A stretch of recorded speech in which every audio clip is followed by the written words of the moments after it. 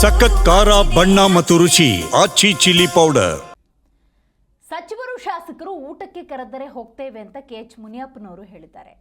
ರಾಜ್ಯ ರಾಜಕೀಯದಲ್ಲಿ ಕುರ್ಚಿ ಕದನ ಅನ್ನೋದು ಹೆಚ್ಚಾಗಿದೆ. ಇದೆಲ್ಲದರ ನಡುವೆ ಲಂಚು, ಮೀಟಿಂಗು, ಬ್ರೇಕ್ಫಾಸ್ಟು, ಡಿನ್ನರು ಅಂತ ಒಂದಷ್ಟು ಸಮಯವನ್ನು ಶಾಸಕರು ಸಚಿವರು ಕಳೀತಾ ಇದ್ದಾರೆ. ಇದರ ನಡುವೆ ಯಾವ ವಿಚಾರಕ್ಕೆ ಸೇರ್ತಾರೆ ಅನ್ನೋದು ಬಹಳ ಮುಖ್ಯ. ಅದಕ್ಕೊಂದು ಕ್ಲಾರಿಫಿಕೇಶನ್ ಅನ್ನು ಕೊಡುವ ಪ್ರಯತ್ನದಲ್ಲಿ KH ಮುನಿಯಪ್ಪನವರಿದ್ದಾರೆ. ಊಟಕ್ಕೆ ಸೇರಿದ ವಿಚಾರಕ್ಕೂ ರಾಜಕೀಯಕ್ಕೂ ಸಂಬಂಧ ಇಲ್ಲ ಅಂತ ಹೇಳಿದ್ದಾರೆ. ನಿನ್ನೆ ಡಿನ್ನರ್ ಸಭೆಯಲ್ಲಿ ರಾಜಕೀಯ ನಾವು ಚರ್ಚೆನೇ ಮಾಡಿಲ್ಲ ಅಂತ ಹೇಳಿದ್ದಾರೆ.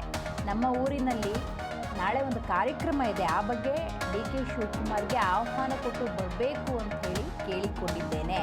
ಡಿನ್ನರ್ ಮೀಟಿಂಗ್ಗಳು ಆಗಾಗ ನಡೀತಾನೆ ಇರ್ತದೆ ಅಂತ KH ಮುನಿಯಪ್ಪನವರು ಹೇಳಿದ್ದಾರೆ.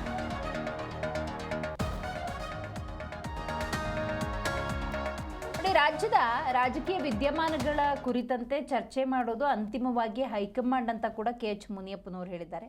KH ಮುನಿಯಪ್ಪನವರ ವಿಚಾರಕ್ಕೆ ಬರೋದಾದರೆ, ಇವರು ಕೂಡ ಕಾಂಗ್ರೆಸ್ನ ಹಿರಿಯ ರಾಜಕಾರಣಿ. ಹಾಗಾಗಿ ನೀವು ಗಮನಿಸ್ಬೋದು, ಈ ಕರ್ನಾಟಕ ಕಾಂಗ್ರೆಸ್ನ ಈ ರಾಜಕೀಯ ಚಿತ್ರಣವನ್ನು ನೋಡಿದ್ರೆ ಇಬ್ಬರ ಜಟಾಪಟಿಯಲ್ಲಿ ಮೂರನೇ ಪಂಥ ಏನಾದರೂ ಲಾಭ ಪಡೆದುಕೊಳ್ಬೋದಾ ಅಂತ. ಈಗ KH ಮುನಿಯಪ್ಪನವ್ರು ಇರ್ಬೋದು, ಮಲ್ಲಿಕಾರ್ಜುನ ಖರ್ಗೆ ಅವರು ಇರ್ಬೋದು, ಡಾಕ್ಟರ್ G ಪರಮೇಶ್ವರ್ ಅವರು ಇರ್ಬೋದು.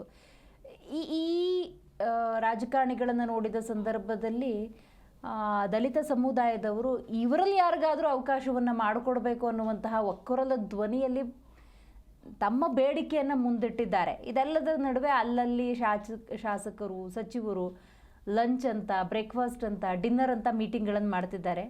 KH ಮುನಿಯಪ್ಪನವರು ಕೂಡ ಊಟಕ್ಕೆ ಸೇರಿದ ವಿಚಾರಕ್ಕೂ ರಾಜಕೀಯಕ್ಕೂ ಯಾವುದೇ ರೀತಿಯ ಸಂಬಂಧ ಇಲ್ಲ ಅಂತ ಹೇಳಿದ್ದಾರೆ.